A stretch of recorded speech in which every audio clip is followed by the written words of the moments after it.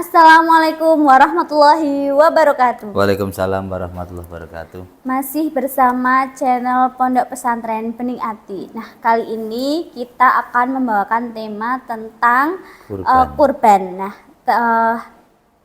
ada beberapa pertanyaan titipan dari teman-teman dari channel Pondok Pesantren Bening Ati. Mari kita tanyakan pada ahlinya. Masih bersama dengan Gus Ari Setiawan. Assalamualaikum Gus. Waalaikumsalam warahmatullahi wabarakatuh. Nah ini Gus, ini saya perwakilan dari teman-teman. Ini banyak sekali pertanyaan-pertanyaan tentang korban, karena banyak sekali kasus di mana kadang korban itu tidak sesuai dengan syariat Islam ya. Nah, untuk pertanyaan pertama nih Gus, sebenarnya apa sih itu korban? Korban, atau kalau istilahnya ada sekarang korban sama akikah ya Gus ya. Itu berbeda nggak Gus? Nah, Gus, ini saya ada titipan pertanyaan dari teman-teman tentang korban dan akikah. Nah, sebenarnya apa tuh istilahnya korban dan akikah itu Gus? Iya, korban atau udhiyah. Udhiyah itu hukumnya sunnah muakkadah. Artinya sesuatu yang disunahkan, yang sangat dianjurkan, atau ada sebagian lagi hukumnya sunnah kifayah. Jadi ketika satu keluarga mampu hanya berkorban satu, itu yang lain sudah termasuk dalam satu keluarga itu. Itu kifayah, misalnya ada satu keluarga yang sudah mampu atau mempunyai rezeki lebih, nanti disunahkan kurban satu kambing, itu sudah menyeluruh, sudah menggugurkan satu keluarga itu sendiri. Itu kalau kurban. Kalau akikah itu ibadah personal antara orang tua ke anak sebenarnya. Jadi akikah itu ibadahnya orang tua yang berdasarkan satu makalah ulama bahwa begini, ketika atau Nabi Muhammad SAW bersabda begini, anak yang baru dilahirkan ini ibarat berada di pegadaian, maka tebuslah anakmu dengan berakikah. Andai kata nanti fakta lapangannya, kenyataannya mungkin ada keluarga yang belum mampu untuk mengakikahi, nanti sampai usia balik nanti selesai itu, atau kesunahan akikah sudah selesai. Nah, ketika sudah dewasa, anak ini bisa mengakikahi dirinya sendiri. Ini bisa, ini perbedaan antara akikah dan kurban atau udhiyah tadi. Oke. Ini akikah dan kurban ya. Kita bahas lebih dalamnya yang korban dulu aja ya Gus. Kurban. Nah, kalau tujuannya sendiri kurban itu apa ya Gus ya? Ya, tujuan kurban. Kurban seperti dalam satu ayat dalam Al-Quran itu, Allah tidak melihat darah yang dialirkan, atau daging, atau kulit dari hewan yang dikurbankan ini. Akan tapi Allah melihat dari pahala atau niat dan tujuan dari kurban itu. Gitu. Terus lantas ini Gus, ada istilah kemarin pertanyaan, belum diakikah tapi melaksanakan kurban, itu apakah hukumnya diperbolehkan atau tidak dianjurkan Gus? Ini begini, seperti tadi bahwa akikah ini kan ibadahnya orang tua ke anak. Sebenarnya hukumnya begini, ketika hukum akikah ini batas maksimalnya adalah ketika sampai anak ini usia balik. Ketika balik, anak ini hukum sunnahnya ini sudah selesai sebenarnya. Artinya ketika si anak ini sudah tumbuh dewasa, dia berkorban ini kan untuk ibadahnya dia sendiri. Kalau akikoh ini untuk menolong orang tua dalam tanda kutip. Karena dulu mungkin orang tua belum mengakikohi, terus dia mengakikohi sendiri. Nah, berarti akikoh ini sebenarnya pahalanya untuk orang tua karena menolong orang tua untuk mengakikohi. Iya. Tetapi kalau kurban ini pahalanya untuk dia dan keluarga Oh. di bawahnya, artinya istri, anak, sebagainya. Artinya dua hal sunnah yang berbeda substansi dan arahnya. Gitu. Nah, kalau ini juga ada pertanyaan juga nih Gus. Jadi kalau akikoh sama kurban ada yang istilahnya gini, akikoh itu yang punya hajat itu tidak diperbolehkan makan daging kurbannya, daging akikohnya ya. Tapi sedangkan kalau kurban sendiri apakah diperbolehkan? Contoh saya kurban sapi atau kambing gitu Gus.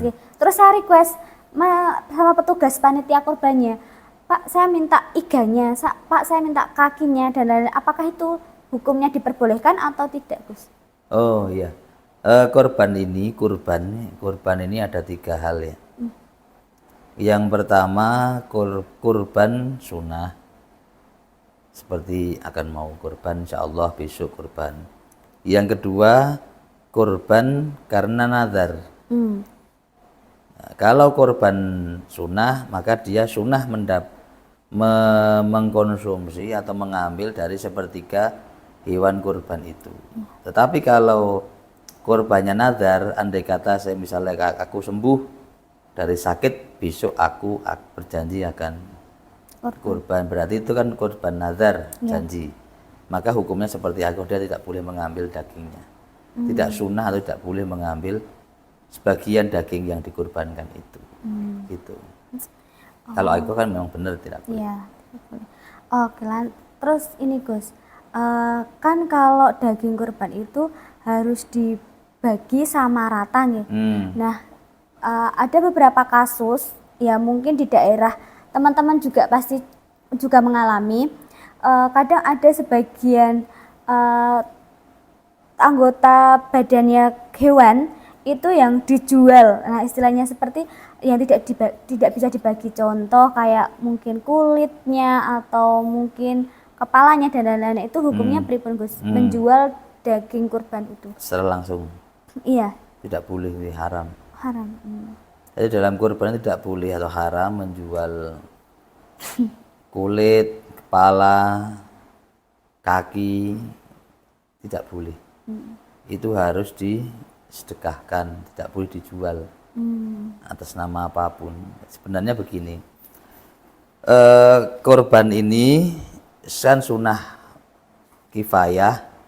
Kemudian sebenarnya kurban ini dagingnya, kulit, kepala, kaki, semua itu sebenarnya disedekahkan kepada orang fakir dan miskin saja sebenarnya.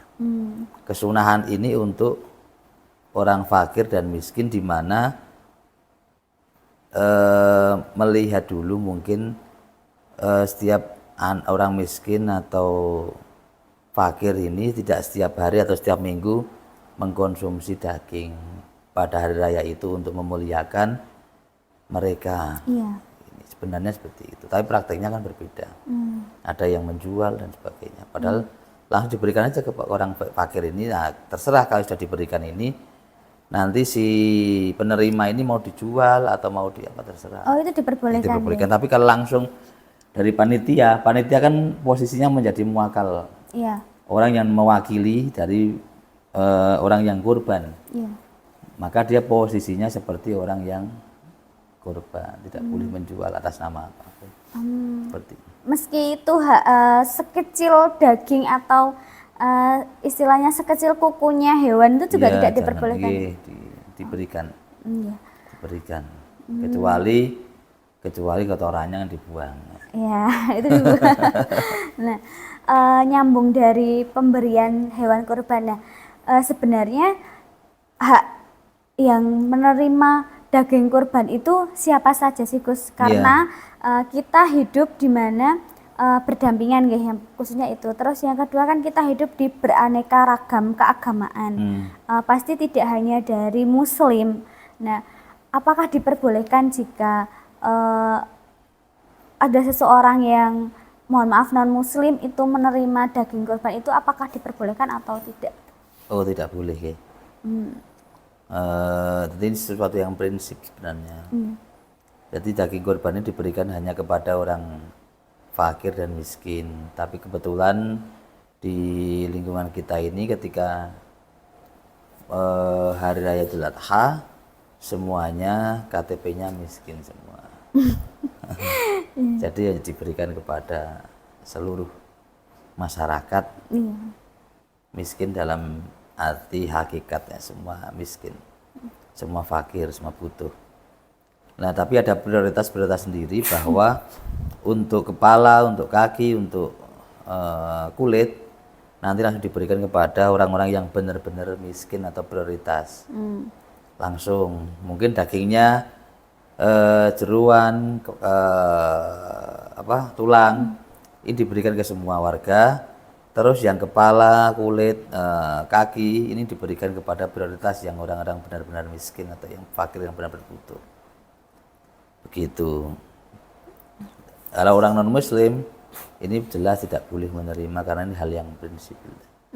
Nanti bisa membatalkan ibadah kurban ini sendiri karena diperuntukkan untuk orang Islam, orang Muslim. Akan tapi nanti tinggal kita sikapi begini, tinggal sikapi orang-orang yang kurban ke panitia ini bisa mengasih uang 100 atau berapa. Ini dibelikan kambing untuk diberikan sedikit lah, tidak harus sama ukurannya atau jumlahnya, hanya sedikit untuk atas nama toleransi atau apa, untuk sedekah. Bukan kurban ya, sedekah. Iya, berarti hampir sama istilahnya. Kalau apabila ada yang non Muslim ikut kurban, nah itu gimana hukumnya Gus? Non Muslim ikut kurban? Ya tidak bisa ya.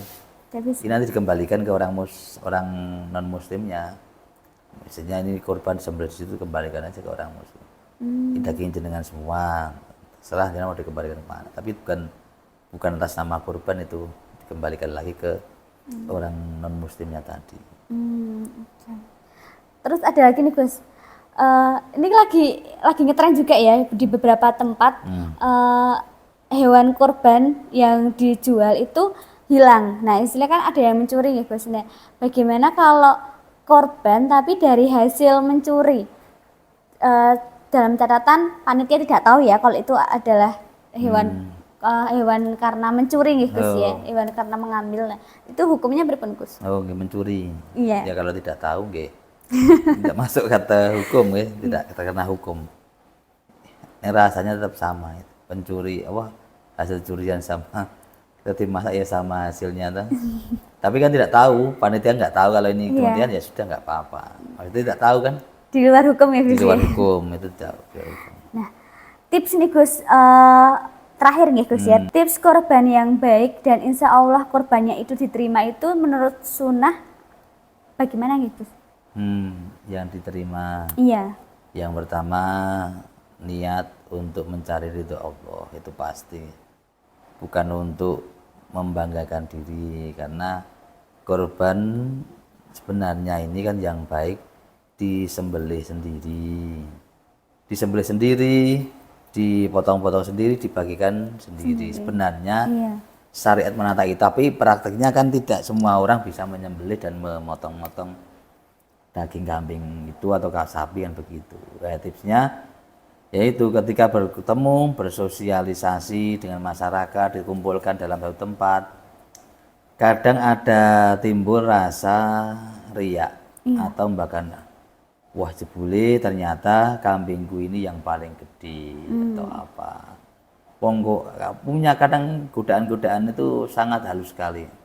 Setan itu menuntun dari rumah sudah niat lillahi ta'ala mau kurban sesuai dengan mengikuti sunnah Nabi Ibrahim, Nabi Muhammad, kemudian sampai tempat itu, wah ternyata kok punya paling gede, itu bisikan setan datang.